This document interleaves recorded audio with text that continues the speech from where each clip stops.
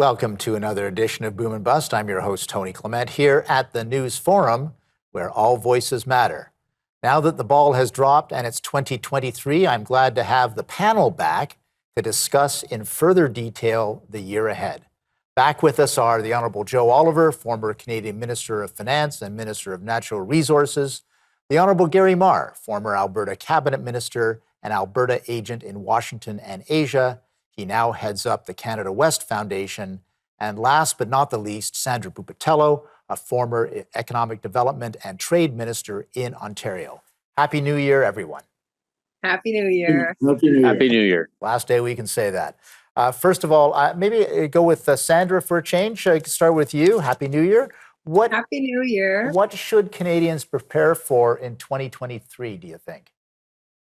Well, I keep hearing that there may be another interest rate hike coming. So I actually think we've got to take a good look at our finances and start whittling away some of the needless expenses so that we don't get, ongoing sticker shock, which is sort of at least the last half of the year of 2022. Maybe buy some books on gardening and decide you're going to plant your own garden this coming spring. So I do think based on like restaurants and you can barely get a reservation, I can't believe that a recession is imminent. But I do think that some of our expenses are going to hit us right over the head in just a little while. I mean, the longer we get to say your term is up with your bank loan or something, that's when I think it's going to hit. And then we're going to have to figure out what we're going to do. Maybe people will come back to work at that point.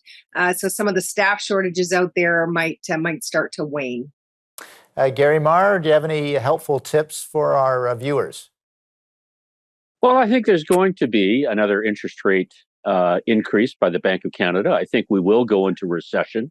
I think that creates risk for people, but it also creates opportunities at the same time. Being prudent with your spending on an individual basis would be a good thing to do. It would also be a good thing for governments to do the same thing. But I think it also creates opportunities, as Sandra talked about, people coming back to work, maybe easing some of the labor shortages. In the marketplace, you look at companies that have perhaps ridden the marketplace down a bit. There might be buying opportunities for those that have free cash to do it. We've seen this pattern time and time again. I think it'll happen. It'll happen once more in 2023. And Joe Oliver, what are your thoughts on these things? Well, I think the first half of the year is going to be pretty rough, and we have to button down the hatches. A recession is coming, and there are all sorts of indications about that. Some are technical, and some are sort of fairly obvious. The more obvious one is that there really hasn't been we haven't been able to avoid a recession ever when the interest rates have been jacked up as frequently as they have in the past year. There's also what's called an inverted yield curve, where the interest rates on short-term debt is higher than the interest rates on medium and long-term debt. We have that in both Canada and the United States, and that almost invariably leads to a recession. There's talk about a global recession, a recession in the United States, which is, of course, our biggest trading partner. We do 3/4 of our trade with the U.S., and that will hammer us. And we've got our own internal issues. So I'm afraid it's going to get somewhat worse before it gets better. I'm hopeful it won't be brutal. It's something that I think we can get out of, but it's going to be hurting in particular the people who are most vulnerable generally economically, and those who are most leveraged financially, including homeowners. And you may want to get into the home real estate issue a little bit later. But one of the concerns is the dreaded trigger rate, where interest rates sort of go up to a point where people who are on variable interest rates I should say, yes, on fixed rates can no longer afford. Well, no, sorry, the renewal can no longer be afforded, but the trigger rate happens when the variable rates get so high that there isn't enough room in the mortgage to cover it, and all of a sudden the payments are boosted up. So we've got some financial vulnerability in Canada, which is greater than in the United States.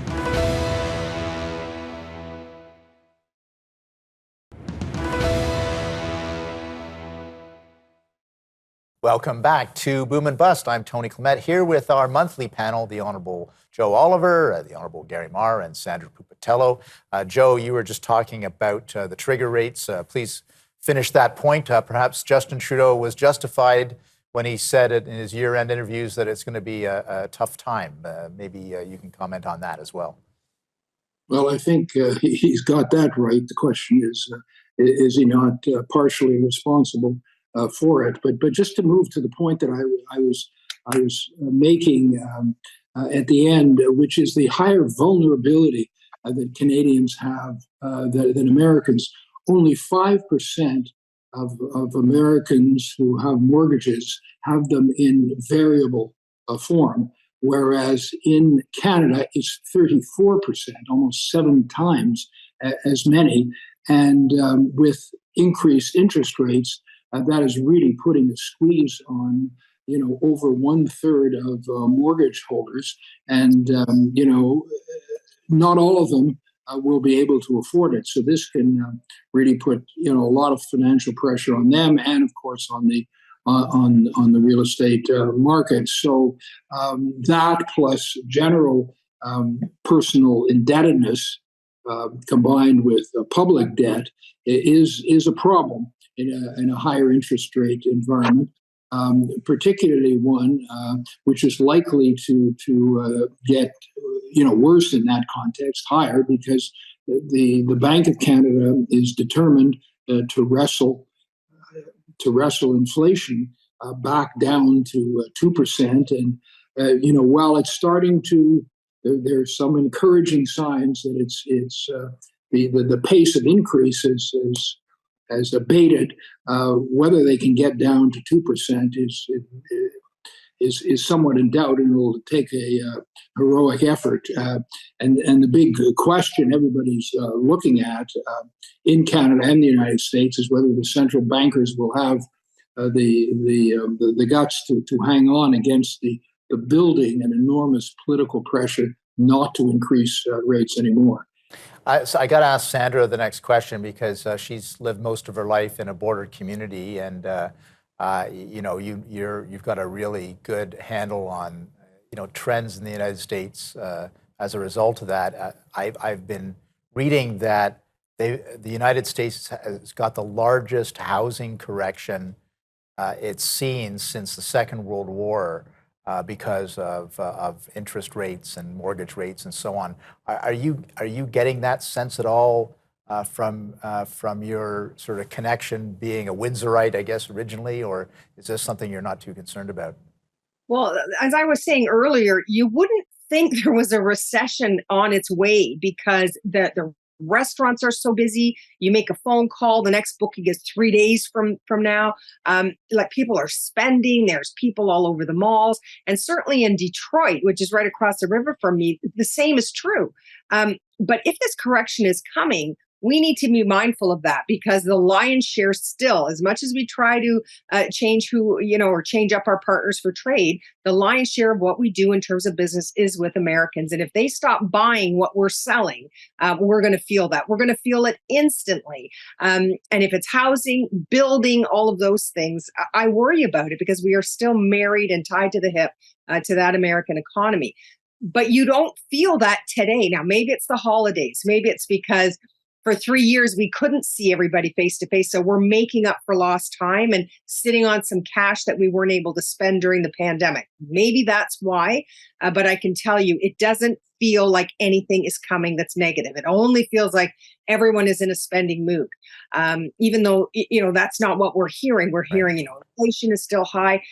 My concern with Joe's comments about, even though we see some of those increases halting, is flour still going to stay as expensive as it is? Is oil still going to stay expensive? Will those restaurants still be able to buy lettuce, or is the price going to drop? And that's the problem. Same with housing. Once those prices go up, telling me that they're not going any higher doesn't make me feel better, because they are too high now. And the same is true with foodstuffs and all of the things that we, we buy as consumers. When we all decide that we're going back to work, those wages are not doubling like the price of a lot of these goods are. So I do have concerns about what's coming down the pike. Yeah, And look, the problem. Yeah, just say that the problem, Sandra, is that if you're not going to get a decrease. If you do, then you're into deflation, and you're into a pretty negative economic environment. With prices falling. I mean, that's a very painful though these high prices are. It's a very dangerous environment to be in.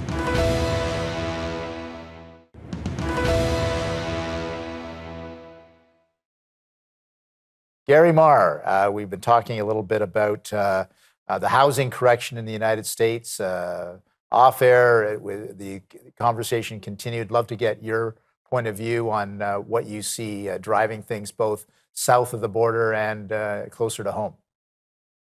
Well, I'd say closer to home, we should be looking at the idea that the federal government is increasing the number of immigrants permitted to come to Canada by hundreds of thousands over the next few years. I think by and large, Canadians are supportive of this. I think it's a good thing for growing our economy, but housing starts are not going to keep pace with the number of new people needing a house. And during our break, Sandra talked about the idea that, some people should be thinking about renting, and some of the things that municipalities are doing to increase density. Building lane houses here in the city of Vancouver is quite a popular thing now. Increasing density, conversion. Sandra talked about, conversion of office buildings to apartment buildings. Depending on the building, that could be easier. It can be very difficult to do, depending on how it's structured. But I think municipalities are looking at all of these. But housing is an issue that requires a much greater coordination among three different levels of government. No one level of government can solve this problem. It has to be the federal government's working with provincial governments and looking at municipalities as real partners, and not just and not just stakeholders in the issue of finding affordable housing for Canadians, which should be among the top of the list of politicians to be thinking about. Yeah, Sandra, do you want to jump in on this? Because you did raise that point that maybe our expectations on housing have to change. Well, and I only say that, my origins are European, where people today in Europe think it's perfectly okay and dream of having a rental that they're going to stay in for years and years. We don't have that mentality in Canada. We think that home ownership is the bee's knees. Like, that's what we should all aspire to. And that's not necessarily good for everybody. We were saying earlier how this housing price increase was actually very fruitful for a lot of people who sold and decided to get into renting. So, and that is seniors. So depending on what your status is in life, ownership isn't necessarily for you. But as Gary was mentioning, our tax system is structured to benefit home ownership. And maybe we need to think about how we can change that. People who are coming over, when we're opening the doors to immigration, they have a very different expectation level of how their first few years are going to be. And in fairness, they're prepared to rough it a bit until they've got money in the bank, and then they start jumping into home ownership. So I think we've got to look back to the stories of our parents and how they came here and they had 5 or 7 people living in an apartment. They thought that was fantastic. We don't want to go back to that. The beauty of all this immigration is they're actually going to come and work. And that's something that we desperately need. And they're prepared to take jobs, frankly, that Canadians are not stepping up to the plate right now. And our businesses are feeling the pinch. Hours of service being shuttered just because they can't find people to help them keep the doors open. So, we can see how it's going to make it a little more competitive, yes, but more opportunity, because I think that kind of competition means more opportunity to build. Joe, any final thoughts on this topic before we move on? Yeah, look, there's an obvious disconnect between our immigration policy, which is to moved the number up to 500,000. I think in the last 12 months, it was something in the order of 450,000. So, we're bringing in very, very large amounts of people, and we're not there with the infrastructure to house them. And one of the problems, Gary alluded to the need for cooperation between the three levels of government. What we have to do, of course, is to increase supply. And one of the impediments to increasing supply is red tape and the regulatory burden. And that's often at the municipal level. But municipalities are the creation of the provinces, so the provinces can do more about solving that problem. I mean, that's not going to change the entire world, but it's going to make it better to permit construction to happen more rapidly. Now, on Sandra's point, yes, there is a cultural difference between Canada and Europe, but we have a lot more space. We're the largest, country by landmass in the world. Now, a lot of it is relatively uninhabitable, but we still have quite a bit of space, and people here came to be part of the Canadian or American dream. And we've got space for more ads that have to go, unfortunately, Joe, so I'm going to have to cut you off there. We'll be back for our final segment right after the break. Please stay with us.